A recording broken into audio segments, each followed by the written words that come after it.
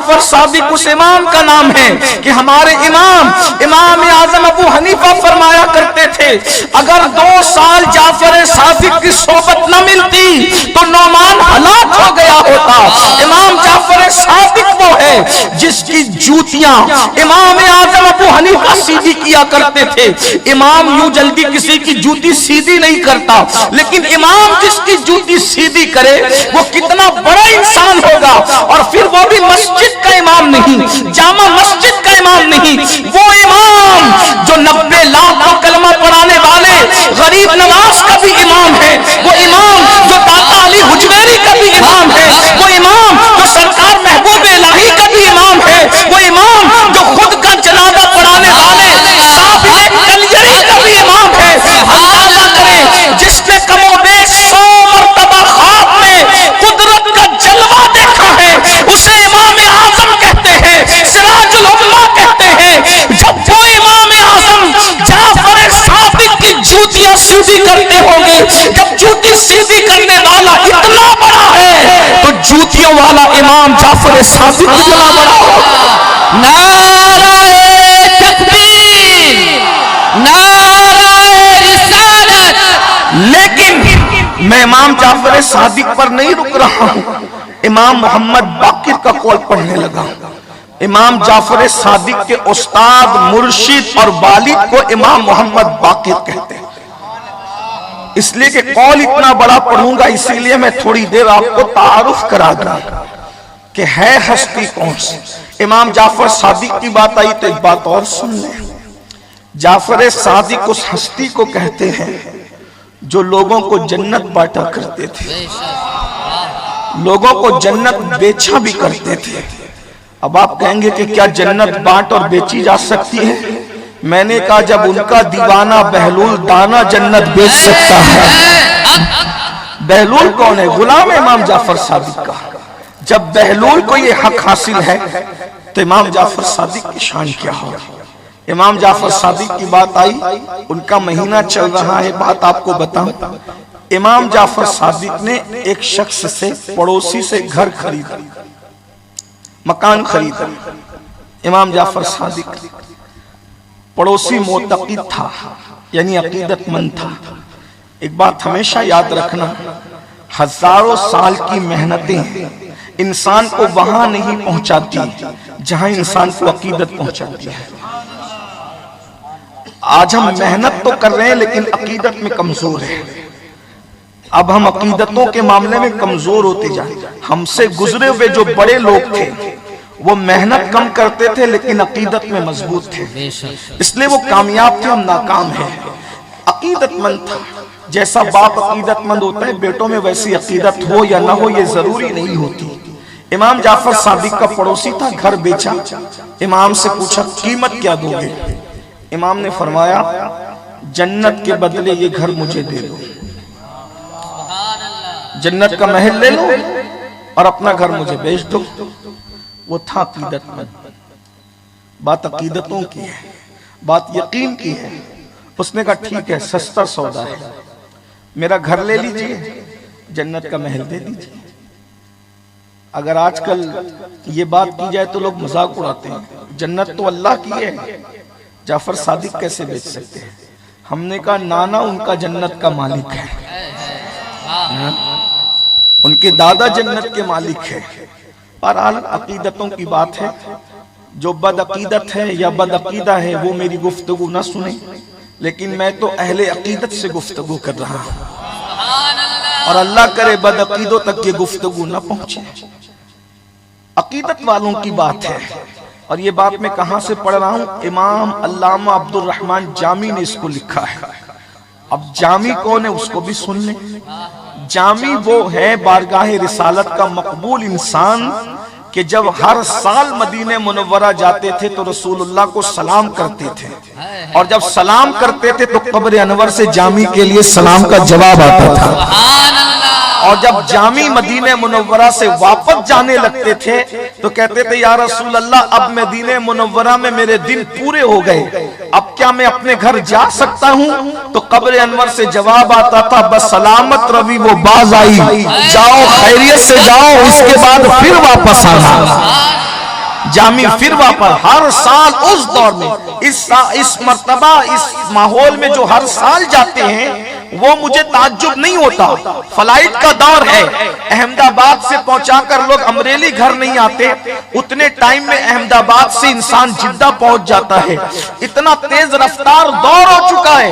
आज के दौर में हर साल जाना, हर बार जाना, ये ताज्जुब की बात नहीं है। जब घोड़ों का दौर था, खच्चर का दौर था, अल्लाह अकबर, उस जमाने के अंदर हर साल जाना। और फिर क्या यकीन था जामी को कि जब रसूलुल्लाह फरमाते बस सलामत रवि वो बाज आई, क्या मजा आता होगा हुजूर की बातें सुनकर। जामी को कहते थे बस सलामत रवि वो बाज आई, जाओ फिर वापस आना। जब आखिरी सफर था तो आवाज आई कब्र अनवर से, बस सलामत रवि बाज आई नहीं सुना। बहुत रोए, यकीन हो गया ये मेरी जिंदगी का आखिरी सफर है। जामी कौन आदमी है? जामी ने एक दिन नात लिखी मदीने मुनव्वरा जाते वक्त, और नात लिखी तो कहा मैं हुजूर के रोजे पर ये नात सुनाऊंगा। नात के अशआर कुछ ये है, तनम फरसूदा जा पारा जे हिजरा या रसूल अल्लाह, दिलम पशमुर्दा आवारा जे इसिया या रसूल अल्लाह, चुसरुवे मन गुजर आरी मने मिस्कीज़े नादारी, फिदाए नक्श नालैनत कुनम जा या रसूल अल्लाह, जे जामे हुब्बे तो मस्तम बजंजीरे तो दिल बस्तम, नमी गोयम के मन हस्तम सुखंदा या रसूल अल्लाह, चुबाजुए शफात रा कुशाई पर गुनाहगारा, मकुन महरूम जामीरा दराहा या रसूल अल्लाह। ये नात लिखकर जामी वतन से चले हैं। उधर शरीफ मदीना के ख्वाब में हुजूर आकर जामी को दिखाते हैं, इस शख्स को मदीने आने मत देना, इस शख्स को मत। इसका मतलब ये है कौन चला है घर से ये भी उन्हें खबर है, क्या लेकर चला है ये भी उन्हें खबर है, किस नीयत से चला है ये भी उन्हें खबर है, कौन किस नीयत को लेकर आ रहा है ये भी उन्हें खबर है। अल्लाह अकबर। वो और लोग हैं जो सोचते हैं कि नबी को दीवार के पीछे की खबर नहीं है, हमारा नबी तो ऐसा खबीर है, अल्लाह अलीम व खबीर ने उनको ऐसा खबीर बनाया है कि वो हर पल की खबर रखते हैं, लम्हे लम्हे की खबर रखते हैं, लोगों के दिलों की खबर रखते हैं। इसे आने मत देना। जामी आए सरहद पर पैरा है, तुम नहीं आ सकते, जाओ।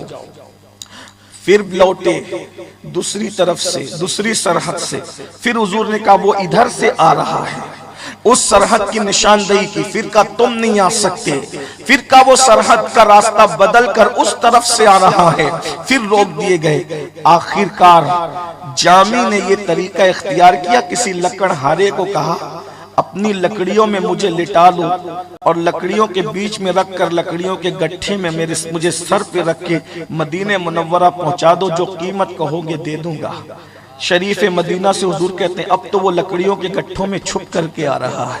हाय हाय हाय, क्या हुजूर की शान है, लकड़ियों के गट्ठे में छुप कर आ रहा है। शरीफ मदीना ने पकड़ लिया, लकड़ी का गट्ठा खोला, बार बार मना करते हैं फिर भी तुम आते हो, इसको उठाओ जेल में डाल दो। मदीने मुनव्वरा के कैद खाने में डाल दिया।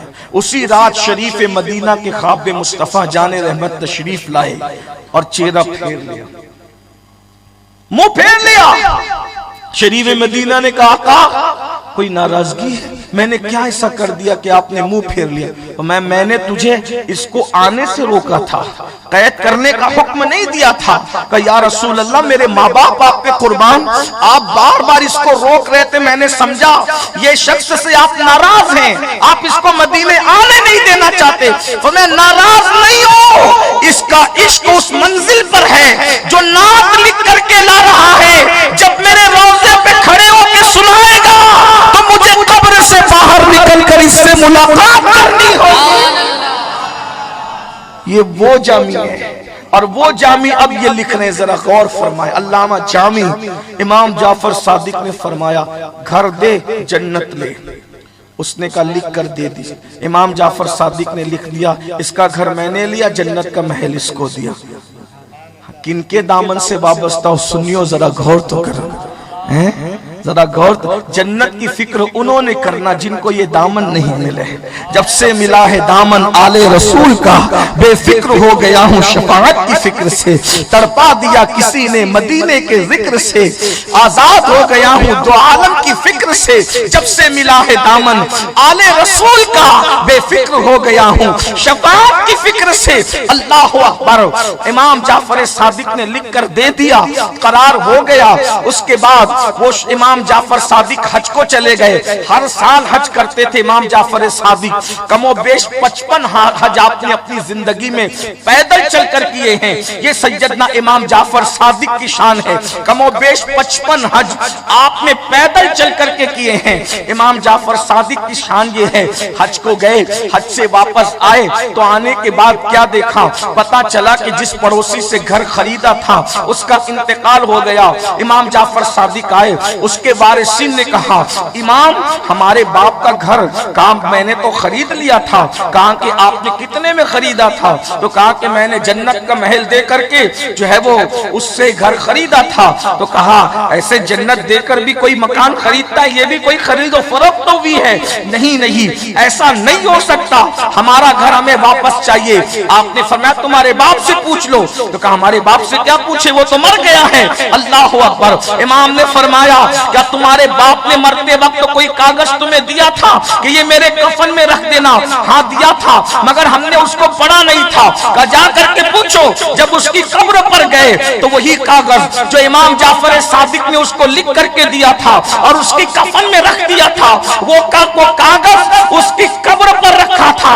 ایک طرف امام جعفر صادق کی تحریر تھی، گھر کے بدلے ہم نے تجھے جنت کا محل دیا. دوسری طرف اس کے باپ کی تحریر تھی، جعفر صادق سے گھر واپس نہ لینا، جو محل کا وعدہ کیا تھا وہ محل مجھے مل چکا. سبحان اللہ. نعرہ تکبیر، نعرہ رسالت، نعرہ حیدری. یہ امام جعفر